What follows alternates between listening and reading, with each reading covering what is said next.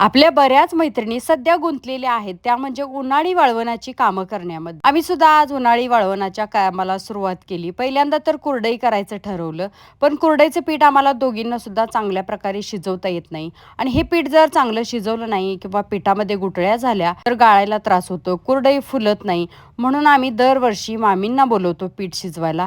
या आहेत आमच्या मामी. या उन्हाळी वाळवणाचे जे पदार्थ आहेत त्याच्या ऑर्डरी सुद्धा घेतात. त्यामुळं या अशा पद्धतीने पीठ शिजवण्यामध्ये एक्सपर्ट झालेले आहेत. त्यामुळे आम्ही दरवर्षी मामींनाच बोलवतो. मामी आम्हाला पीठ शिजवून देतात आणि गाळायचं काम नंतर आम्ही करतो. अशा पद्धतीने हे पीठ हटण्याचं जे काम आहे याला ताकदवान माणसं लागतात किंवा दोघी दोघी लागतात. एक जण पातेलं धरायला आणि लाटण्याच्या साह्याने एक जण पीठ हटायला. कारण जर आपण जरा कमी पडलो पीठ हटायला तर याच्यामध्ये गुठळ्या होण्याची शक्यता असते. म्हणून एकदम फास्ट अशी प्रोसेस करायला लागते पीठ हटण्याची. अशा पद्धतीनं पीठ चांगलं शिजवून घेतलं. नंतर याच्यावरती झाकण ठेवलं आणि एक वाफ काढून घेतली 5 मिनिटासाठी.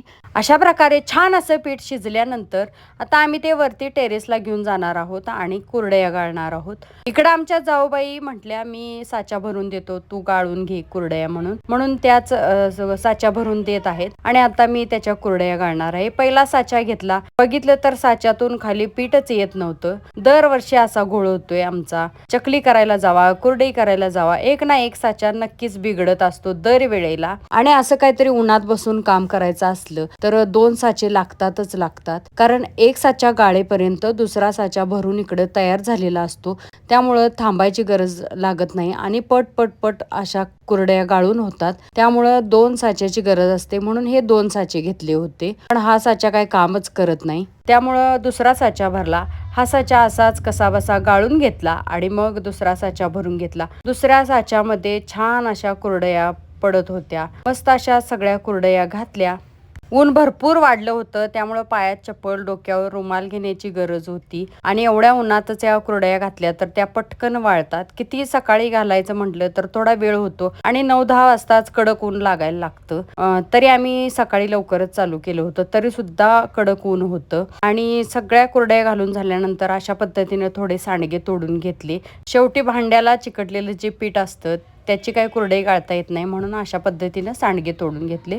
घरी आल्यावर एकदम थंडगार काहीतरी प्यायची इच्छा झाली होती म्हणून म्हटलं घरात मस्त अशा कैऱ्या आहेत तर त्यापासून आपण छान असा सरबत करूया आणि थंडगार सरबताचा आस्वाद घेऊया. म्हणून अशा पद्धतीनं एकदम भारी असा सरबत आम्ही तयार केला. थोडा सोडा सुद्धा याच्यामध्ये घातला होता. पिऊन एकदम मन तृप्त झालं. कुरडईची त्याचबरोबर या कैरीच्या सरबताची रेसिपी सुद्धा आपल्या चॅनलवर नक्कीच येणार आहे, त्यामुळं नक्की बघा.